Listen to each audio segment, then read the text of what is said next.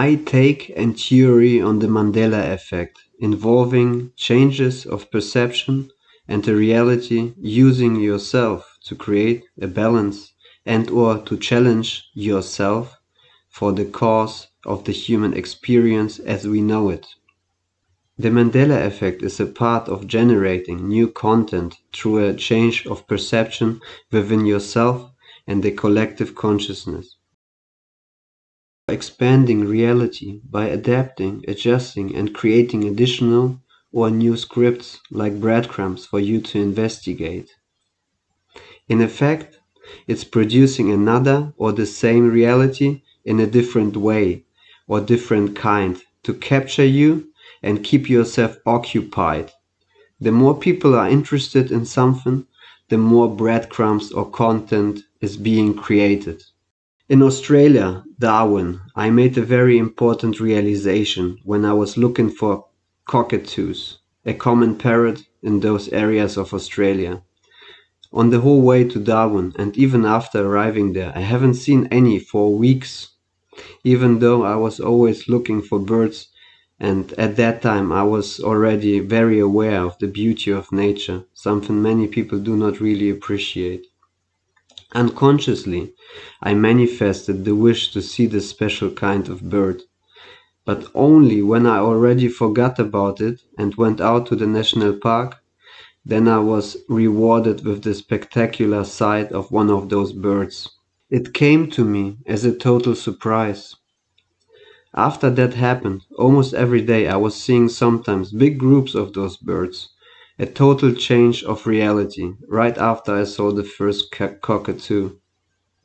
I made the connection and learned my lesson straight away, because I have heard of this mechanism of how to manifest things before I had experienced it. So it works like that. You imagine something you want, the more realistic it looks in your head, the more you can make yourself believe. The more you can convince yourself, the better.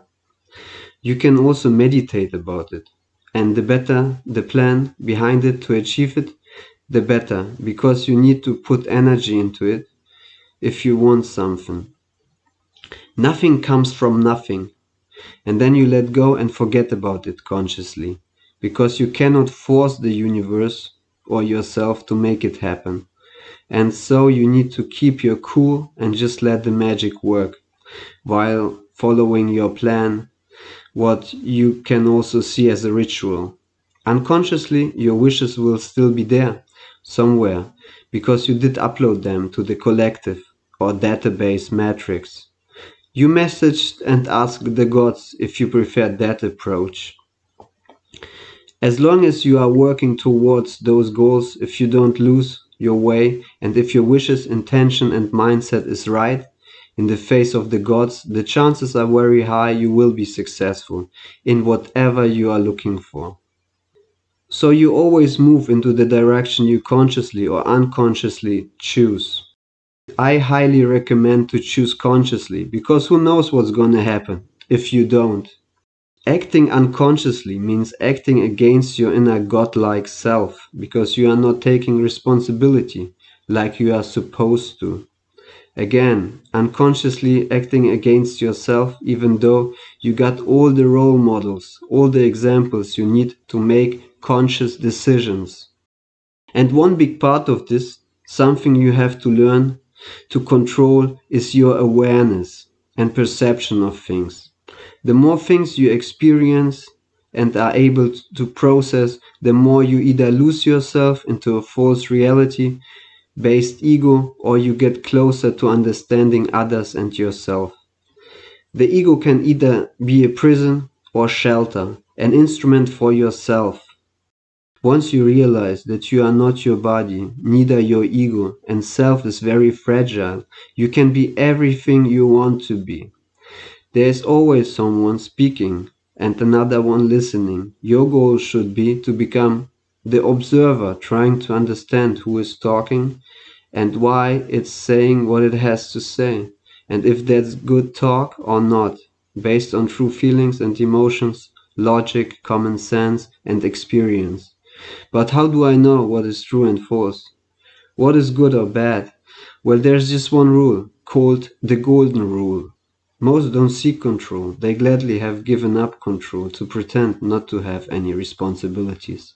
When they are just overwhelmed by the many things they could achieve, when they got over themselves, they are afraid and are just doing what everyone else is doing because it's easy and doesn't cause trouble with other people who don't want to be reminded of their wrongdoing and captivity within themselves. The more you let go of your ego, the more you learn about yourself and this world. The enemy is within yourself, but I won't explain this special topic now. Instead, I recommend to watch a video by Matthew on the Quantum Conscious channel and to watch a movie called Revolver till you understand the meaning behind it. I will provide a link. In some cases, the changes through the Mandela Effect have a negative character and do not make sense in logical or in terms of good marketing. I interpret it now as a direct sign of the reality telling me that our world is not very real. There are too many surreal mistakes and so-called coincidences that can't be explained with a sense of logic, but must have some kind of other purpose than the usual. A better expression for our situation might be that our world is working differently in other ways than most people have been made to believe and perceive. A way to explain the Mandela effect might be the change of awareness through memory loss. Maybe the reality is using vanishing memory to generate new content and scripts. Maybe because the old ones are lost or overwritten, or just to bother me. Independent of the first layer of meaning, there is always something to learn from, especially from those out of normal things and experiences. Just a while ago I experienced an animal population of strange birds I have never seen here before, and beavers and water rats I have seen for the first time in Hamburg, Germany. As amazing and wonderful it is to see new animals, it did not feel absolutely in accordance of how I perceived this nature in the past. Even the behavior in animals did change lately. The squirrels and dogs and geese becoming more trustful and less scared of people around here. Maybe it's my aura. Sometimes it seems the animals do not even see or recognize me or notice me. A good example of how awareness can change is another story from the town of Darwin when I bought my second car, a Hyundai Geese.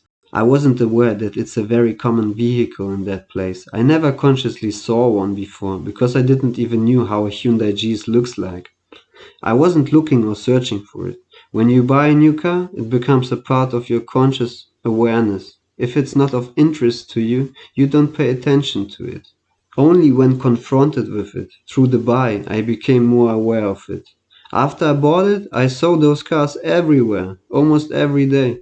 We can apply this principle on anything. So first you got an intention, an idea, because of previous experiences and events and interactions with the environment. This idea then, because of whatever reasons, makes sense to you, and you pursue it with the best plan you can come up with. There might be hurdles in your way, or there will be help. We can take both as a sign for a critical review of our idea and doing. Most necessities in life don't cost money nor pain. Nature provides everything you need. You just need to put in some energy. If you are doing something wrong, there will always be some kind of sign showing you that you have done something wrong. If you eat too much candy, your stomach will hurt or you will get cancer like so many people before you. Your ignorance isn't your friend. If you harm someone, you have either a bad conscience or have to be afraid of an act of revenge causing you trouble, and you can only prevent more trouble by offering peace, a solution both can live with. If peacemaking is rejected, well then you are left with two choices. Run or fight, depending on the situation. If more people are in danger, well, fight. If you can run without negative consequences for your spiritual self, well, run. You can't save everyone, especially those many lost beyond hope. If you can't read the signs your body, mind and soul gives you, well then I'm sorry, but you are one of the lost ones. Individuals controlled by desires and fear and out of self-control. So this reality is always going to show you what you are looking for. And if it's not available at the moment, it will try to deliver it as soon as the order is possible. Creating it from nothing, or maybe out of similar things within the collective consciousness. One mechanism of this reality is that something is always trying to capture your interest and steal your attention, away from yourself and the natural way of life. A life not ruled by false ideas based on desires and addictions, but on a free and healthy mind that is working for itself because there is no other way to freedom and true happiness. Listen to my Golden Rule video for further explanation. I cannot tell why the reality is doing what it does, but maybe it seeks to teach you a lesson, to improve yourself or myself by your good or bad example. Or it just tries to keep the balance within the matrix construct, what makes more sense to me, because as far as we know, as far as we go back in history, it was always like that. Or at least we are made believe, like true men, that it was always like that. But even if so, that doesn't mean it has to stay this way. Be the change you want to see in this world.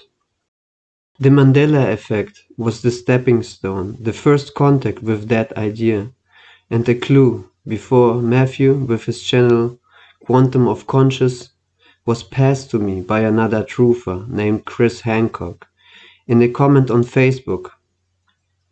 Matthew did set the theory in stone, the theory of scripted or fluid, in some way staged reality for yourself, and most likely, partly, if not completely, generated by yourself.